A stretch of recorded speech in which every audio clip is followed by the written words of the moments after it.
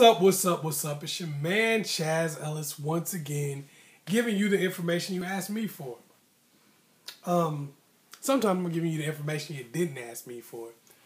And something prompted what we call story time with Chazz.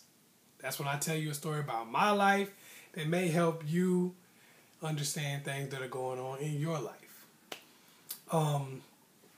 I did a video called, Are You Blessed and Highly Favored?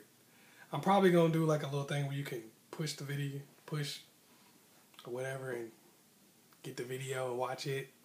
Click on it with the mouse, whatever the hell. Okay, I'm going to probably do something like that. But anyway, if that doesn't happen, look up, Are You Blessed and Highly Favored? Anyway, I did this video, and somebody put a comment on there that kind of made me think. The comment basically was, some people are chosen to just get a bad life, you know, and we're not all given the same gifts and abilities and yada, yada, yada, and we're not all getting the same opportunities, blah, blah, blah. Okay, so that actually made me think of a person that I knew, and it made me think of a situation that happened when I was just going into high school. Okay, we were in middle school, right? And in our last year in middle school, we had there was this thing where they zoned us for some of the people who went to my middle school had to go to another high school, and some of us went to a really good high school. Some of us went to, I don't want to call it a crappy high school, but it was a crappy high school. Okay, I mean, it was crappy in terms of this: the ceiling was leaking, it ain't had no books. The heat didn't work half the time. I mean, just you name. They had like 2 computers in the whole school, man. I mean, it was just terrible. It was like one of the worst high schools around. I'm not even gonna say the name of it, but it was a terrible high school, right? And it was just the way things were split up. Some of us went to the real good high school. Some of us, I mean, of course, it wasn't no accident that it was split up that way. It was split up along economic lines, of course. So anyway, like 5 of my friends ended up going to the messed up high school, right? in the impoverished area. And they lived, you know, like right on the line where they lived like in the poorer communities. You know, slightly, they lived in a poorer community or whatever. And one of my friends who lived the closest, I mean, he probably was like 100 meters away from where they drew the line. Like, he was like right there. He could have easily went to our school, and he was pissed, right? So, they go to the school, and freshman year, he was like, you know what? This school sucks, right? My friend goes, this school sucks. This is like one of the worst schools I've ever seen in my life. What I'm going to do is I'm going to write a letter to the governor about how bad this school is and tell him to give us some money so we can do better.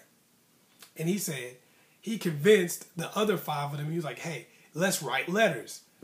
I personally said, you think they don't know how this school is messed up? You know, y'all wasting y'all damn time. They're not going to give you no money for that school. Y'all going to be living in the same broke school y'all been in, and it ain't going to change. And a lot of them agreed with me, but he convinced them to write the letters. It was easy for me to say I was going to the good school. You know what I mean? I no skin off my nose. You know, I wanted them to have a better school, but, you know, I wasn't optimistic about it. Anyway, so they got together and wrote a letter. But he wrote one by himself, and I think he thought they were going to all write their own letters. They all got together and wrote a letter, and he wrote one by himself. So he wrote a letter, they wrote a letter. The governor didn't get back to none of them. Just like I thought. And that's exactly what I told him. Told your ass. He said, that's okay. We're going to keep writing letters. They said, no the hell we ain't. We wrote one letter. We wasted our time. Thanks a lot. Got our hopes up for no reason. We ain't doing it again. Deuces. They gave him the middle finger, index finger, and it was over. Okay? They ain't write another letter. But he did. Not only did he write a letter to the governor, he wrote a letter to the governor, he wrote a letter to the mayor, he wrote letters to all these business people. I mean, he just wrote letters. He wrote probably 40 people. And some of them got back to him, some of them didn't. But he didn't stop, kept writing them letters. Wrote letters all of his freshman year to everybody. And I'm sitting there saying, telling him, I'm like, dude, they not sending you no money. What are you doing? You're an idiot. You're wasting your time. You could be doing some other stuff. He said, hey, you know what? I'm going to keep trying, and I'm going to keep writing these letters to these people because I'm making contact with them and letting them know about my situation. So he was telling them what kind of a student he was in his letters. He was telling them, you know, what the school was like and what he was having to overcome at home with his financial difficulties because, honestly, he was poorer than just about anybody. Because he lived like 100 meters away from the school, but he lived in like the roughest little area. 100 meters away from the zoning area where he could have been in other. But the reason why they did it that way is so people who lived in that area couldn't come to the nicer school. I'm just keeping it real. That's what it was. Not a conspiracy theory. That's the way it was. Okay, so anyway, he wrote about his situation. He wrote about what he was doing in school. And he kept writing these people. He wrote them all freshman year. Then he started writing them again sophomore year. But now these people was like returning his letters and corresponding with him. The businessmen were corresponding with him. The governor wrote him a couple times. The mayor wrote him a couple times. He was writing the police chief. I was like, what the hell is he going to do? But he was writing them anyway.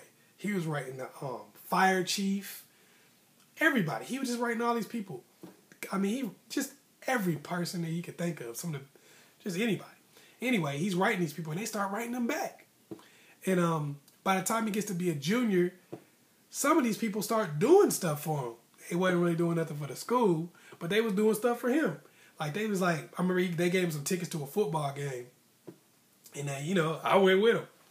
They gave him a few tickets to a football game. They gave him tickets to basketball games and just stuff like that. You know, little stuff. Nothing major, but they did little nice stuff for him. And I was like, man, that's kind of cool, but they ain't helping you and they ain't helping the school, really. I mean, what's a football game ticket? You know what I mean? But anyway, senior year came around, right? And he had been going to this messed up school, but he did very well. My man got good grades, you know what I mean? He was doing real good in that school.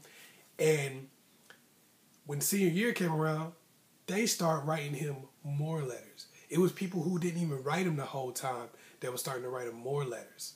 And more and more and more letters. And now they were sending them letters saying, hey, we want to help you. Because they had become invested in this dude's situation. Now, at the time, I didn't really understand that. I'm going to keep it real with you.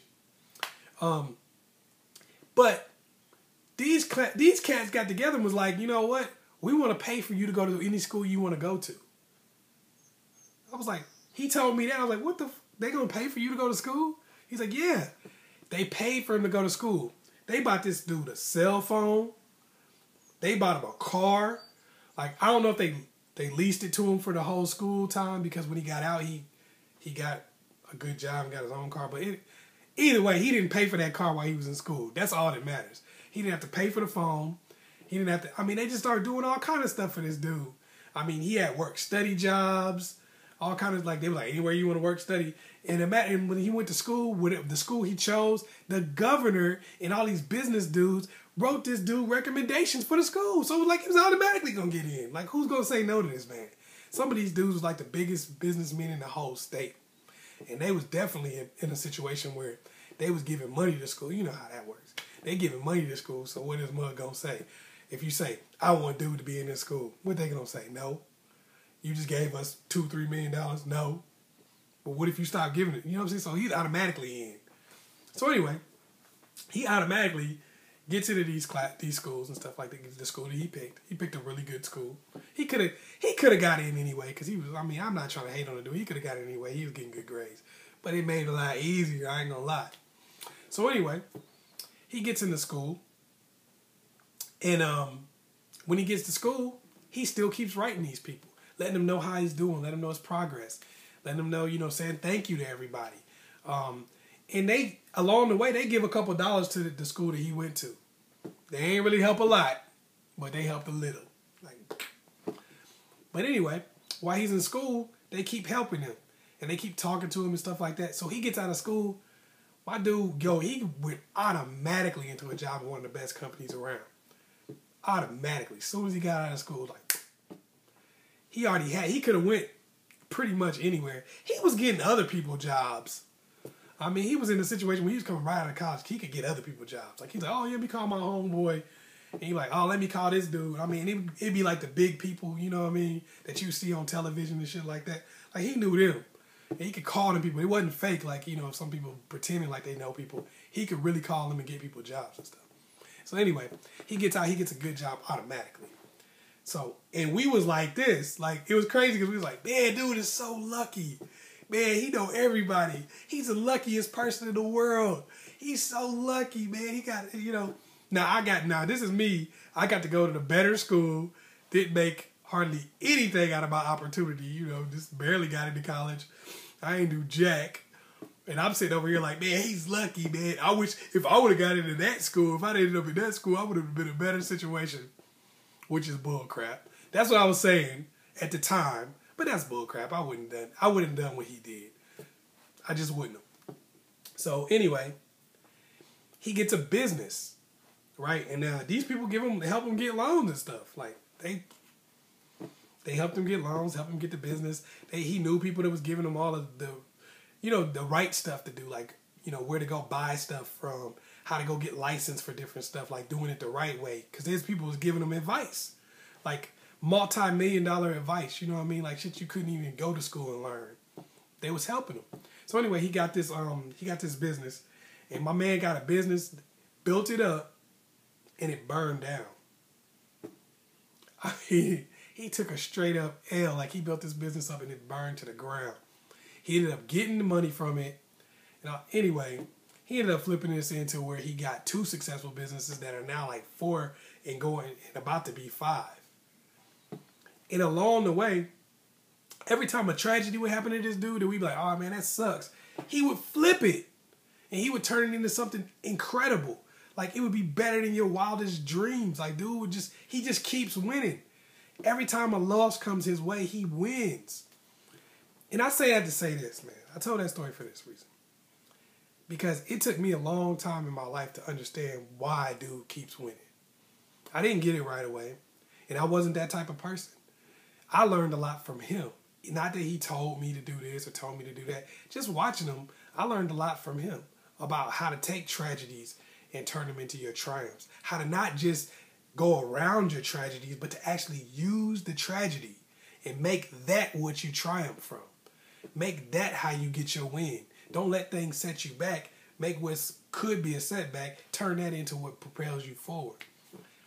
You know, I used to think dude was lucky. I used to think like, man, he just get all the breaks. But he just takes whatever happens in his life and turns it into a good break for himself. And that's the difference between people who win and people who lose. That's the difference between somebody who, every time something bad happens to you in your life, you sit there and pout and cry instead of making a good opportunity out of it. Every time something goes on in your life, it's like, oh, woe is me, my life sucks. And you just can't wait to sit there and cry and give yourself an excuse to lose. This man doesn't make excuses to lose. He makes reasons why he should be winning. A lot of other people who went to that school didn't graduate, are on drugs, some of them died, and it just lost all around. And heck, people who went to the school I went to, a lot of them didn't win. You know, they doing terrible too. Didn't even graduate. It happens because your situation is what you make of it. It's what you make of where you're sitting. You could be sitting in the best place. You could be sitting in what everybody would consider the worst place. But that's up to you to win or lose off of where you're at. You know, and one thing he learned from his environment, I believe this, because of the way he grew up and not having anything, he learned not to see things like the rest of us did. Everybody else saw things like, okay, here's a win, here's a loss. He looked at it like it was all a win. I'm not gonna lose. I'm not gonna accept that, and that's why he keep winning. You know, and that's why nothing really seems to tear the dude down. I give him a shout out. He taught me a lot. You know, and once I started adopting that, things started becoming easier. You know, take advantage of every single situation because it can all work for your good. If it doesn't, that's really up to you. You know, nobody's handing you a bad life. You know, you're just not doing anything with what's being handed to you. You know, you got the building blocks, but it's up to you. Some people got it to where it's easy to figure out that they got to win. Some people got it to where, you know, you got to look for the win a little bit.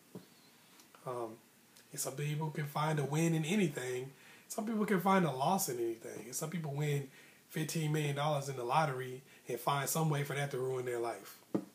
Be on the news stories and all that kind of crap. Some people's house burns down and they find some way for that to be the best thing that ever happened to them.